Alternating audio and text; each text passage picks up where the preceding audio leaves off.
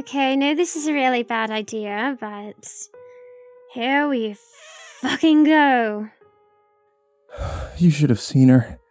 Pink hair, the tightest little body, those eyes, those big, round anime eyes. She was like a hentai drawing come to life. The girl of my dreams. I first saw her on Reddit while I was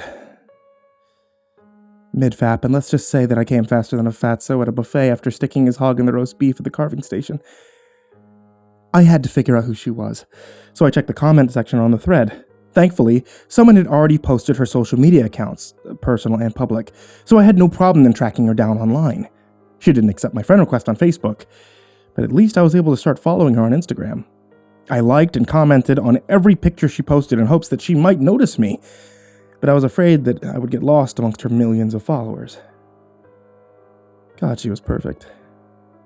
I was her 4th biggest donor on Patreon. It's the most I could afford. Looking at her patrons-only nude pics was like staring into the face of God. She even played video games. I was more of a Fortnite guy myself, but I started playing Overwatch after seeing the sexy diva pics on her Instagram stories. It helped me feel closer to her. I could look at her pictures for hours, but it wasn't enough. I yearned to be closer to her, to feel her touch. Problem was, she lived on another continent, and my mom wouldn't pay for me to fly over there and blast Peter Gabriel from a boombox outside her bedroom window. And then, one day, she made the post. You know, that post. Attention everyone, I'm selling my bathwater. Supplies are limited, only $30 per jar. My head began swimming thinking about her bathwater. In my mind, it must have been the finest water in the whole world. Water that had actually been used to cleanse that heavenly body. Water that had touched her soft white skin, that it ran through those cute little toes, around that toned, sexy waist, between those smooth, hairless armpits. I had to own it. I purchased a jar immediately. Money was tight for me, but I would spend every penny I owned just for a drop of that glorious bathwater. I was glad that I picked up a jar when I did, because she had completely sold out after just one day. It seemed like it took forever for my package to arrive. Every second that passed after pressing that purchase button on her website felt like an hour. Every hour felt like a year. But finally, after what seemed like eons, I came home from Popeye's to see the package waiting at my door. I snatched it off the stoop, rushed inside, and tore into it like a rabid raccoon. It was the most spectacular thing I'd ever laid my eyes on. Bathwater. Of the love of my life. My rosy-haired angel, my gamer goddess. I pulled it out of what was left of the package and then sat it on my kitchen table and frowned. I had thought the bathwater would have been enough to satiate my desire, but as I stared at it, I couldn't help but feel that same longing that had plagued me while I lusted after her pictures on my phone. He was the water that had bathed the girl of my dreams, and I was still empty on the inside. I thought about drawing my own bath, dumping it in, having a fat, but I didn't want to dilute my own little sample of heaven. Then the idea hit me like a bolt of lightning. I could drink it. It made so much sense. I'm sure little bits of her skin flakes, tiny hair particles, even naturally secreted oils had scrubbed off when she was in the tub. If I ingested the bathwater, then I would be closer to her than I could have possibly dreamed. I would have her inside me. I unscrewed the cap and downed the jar in one gulp. Nectar of the gods. I've never tasted something so sweet and delicious in my entire life. I was drunk off of it. Just the idea that pieces of my gamer girl were swirling around inside my belly, and me all loopy. My heart felt like it was beating 1,000,000 miles per hour, and I felt a warm sensation begin to swell inside my chest, and then... everything went black. I couldn't tell you what happened after that. The entire night was a blur. By the time I finally came to my senses, it was morning. I grabbed my phone out of my pocket and realized it was dead, so I plugged it in and grabbed the Rockstar from the fridge. After a few minutes, I powered my phone on. I'd gone too long without gazing at the face of my little gamer goddess. I hopped on Instagram, but before I could search for her handle, something caught my eye.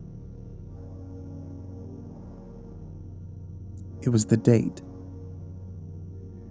2 days had passed since I had drank the bathwater. I stumbled into the bathroom in a daze. Had I been asleep all that time? Why hadn't my mom woken me up? Why wasn't I hungry or thirsty? But all those questions faded away when I glanced at my reflection in the mirror. My face was gaunt. My eyes jaundiced. The hair had fallen from my head, but the thing that gave me the biggest fright of all was the dried blood caked on my face and staining my favorite DBZ t-shirt. It had a picture of Vegeta crushing a scouter with the quote, "It's over 9,000 printed below it. "Mom!" I screamed. But there was no reply. I thought that maybe she was at work, but then I realized it was Saturday. I screamed for her again, but again the house was quiet. There was a cold stillness in the air, and I feared that something was terribly wrong. I exited the bathroom, crept down the hallway towards her room. One time I walked in on her working some knots out of her thighs with a Buzz-O-Matic massager that she purchased at Brookstone, and she yelled at me, so I usually knock before opening the door, but given my current circumstance, I didn't feel it was necessary, so I swung open the door and I burst into my mom's room. I was too shocked to even scream at what I was looking at.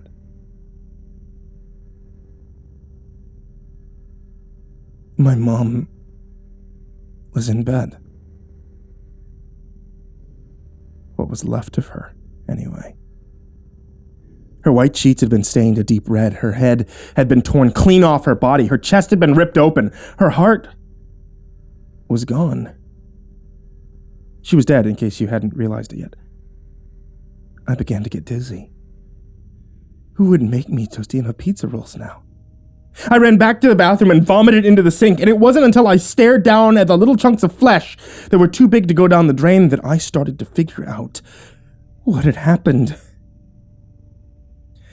I had killed and consumed my own mother.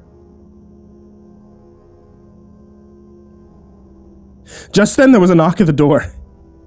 It wasn't a polite knock either. No, this knock was stern and demanding. If knocks could talk, this knock was saying, "Open up, motherfucker." Either that or My Little Pony isn't just for young girls, you bigoted asshole. I snuck a look out the window and saw 2 men dressed in black suits wearing sunglasses and holding guns. They didn't look like cops, but they certainly carried themselves that way. One of them was talking into an earpiece. There was no way I was going to stick around to find out what they wanted, especially not covered in my own mother's blood. I went to the back door and I started sprinting. To my surprise, I cleared my back fence in one easy leap. I ran for miles, and when I stopped, I wasn't even tired. It was amazing. I was never even able to finish running the mile in PE, and now I just sprinted a half marathon. All I could think to do was hide. I found a back alley, hunkered down behind a dumpster, and started crying. What had happened? 1 second, I'm guzzling down the bathwater of my IG crush. The next, I'm sprinting faster than an Olympic runner away from the 2 guys that looked like they were feds. I got on my phone and hopped on IG to see how my lovely gamer girl was doing. Her smile only slightly cheered me up, but even browsing through her latest cosplay shoot did little to ease my anxiety. That was 2 days ago. I'm still on the run. My mother's death has suspiciously gone unreported. Maybe the 2 guys in suits who were at my door never entered my house, never found her, but I doubt that. They didn't seem like the type to just turn around and leave without snooping around if nobody answered the door. What's weirder is there are reports about people who had been hospitalized after drinking my Pink Angel's bathwater, but I can't find anything on the news about what is ailing them. Then the strangest thing happened. I found a local article saying I too had been hospitalized, which I know is fake news. Sometimes when I look at my love's IG posts, I see the most bizarre comments. People saying, "Help me, I drank your bathwater and something's wrong with me." But when I refresh the page, the comments are deleted. I even tried DMing her, but she must not have seen my messages because she didn't reply. I've begun to change more. I have to hide out in the sewer because my appearance is drawing too much attention. My skin is thicker and sores are growing all over it. My hands and feet are growing larger. Can't even wear shoes anymore because my toes are so long now. Worst of all, I'm having terrible hunger pains. But I'm not craving chicken tendies like I usually do. No. It's human flesh I desire. The idea of going topside tonight and hunting someone down is becoming increasingly more intriguing to me. I need to figure out what happened to me. Maybe there's a way to reverse this transformation process I'm undergoing, but I'm worried. What'll happen if I turn myself into the police? What if they put me on trial for killing my mom, or worse? What if they turn me over to the guys in suits and they dissect me in some secret underground laboratory? One good thing is that I'm stronger than I've ever been. I feel like I could catch a gazelle in a foot race. I could bend steel rods with nothing but my bare hands, and I know this sounds crazy, but I feel like if I attempted to swim to Europe, I could probably make it. Maybe I'll try to see my love. She won't answer my DMs, then I'll just find where she lives. I'll talk to her face to face. How romantic would that be? Swim across an ocean, meet the woman of your dreams. She won't be able to resist me. Yeah. That sounds like the best plan, to be honest. Even now, I can feel her calling me. It's like I'm part of something bigger than myself. Together, we'll change the world. My sweet pink goddess. If there are others like me, then I'll share you with them. I know you have more than enough love to spread around. I'll take off tomorrow morning at the crack of dawn. So tonight,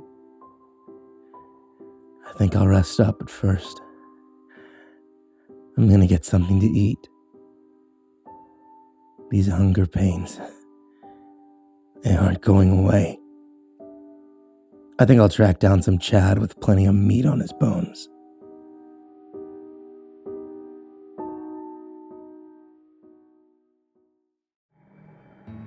Hey there kids, it's me, MrCreepyPasta, and thanks for listening to tonight's story.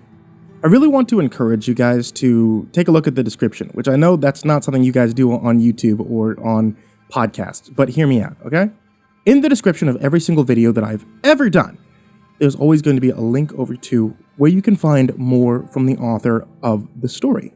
And I'm suggesting that you guys check them out because, let's be honest, without the authors, there are no creepypasta stories. I mean, yeah, I'm pretty sure I could be on here and tell you guys the cookie dough recipe off the back of a Chips Ahoy, but that's not going to be nearly as interesting. So seriously, if you guys are listening here on YouTube, or if you're listening on Spotify, or iTunes, or Google Play, then take a look. I also want to give a great big thank you to Andrew Steinberg, Andreas Solvik, TheGingerBroz, Dante, Rowe, Chompski, Melissa Sweigart, Sindee Barney, TheRedOakShieldVirus, Gabrielle de Baca, Asia, Tyler Ramberg, Nicholas Saeid Alyain, Brianna Van Tine-Janzen, Ken Lando Higuchi, Erik Mary, Daniel Poulsen, Trace Miles, Jordan Alexander Sanchez, and Wayne Milstead. These guys are the big boys over on patreon.com/MrCreepyPasta, which you can always go to if you'd like to help support me and the show. That's it for tonight, guys, and sweet dreams.